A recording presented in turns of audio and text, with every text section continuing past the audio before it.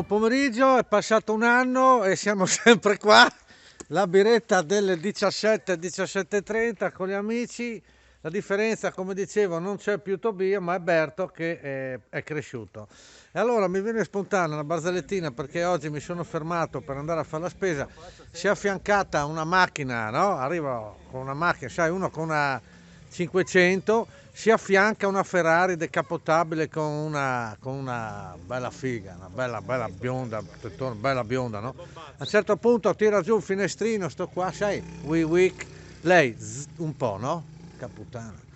Dopo un po', sempre un po' giù il finestrino, e questa,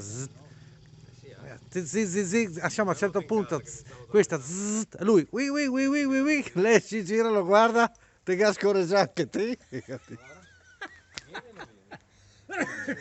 Una roba veloce, così, freddo, la barzelletta delle 17, non mi va di ricominciare questa brutta storia, basta.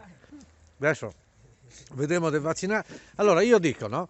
Allora, non si trova gente per vaccinare, mi date i vaccini, mi date 20 vaccini e io qua al mio rione li vaccino tutti. Mia moglie infermiera, li vacciniamo, stiamo un quarto d'ora con la biretta in mano per vedere se c'è qualche effetto collaterale, ma non c'è, e via. Questo è da fare, via, vaccinarci, date i vaccini alla gente che ci autovacciniamo.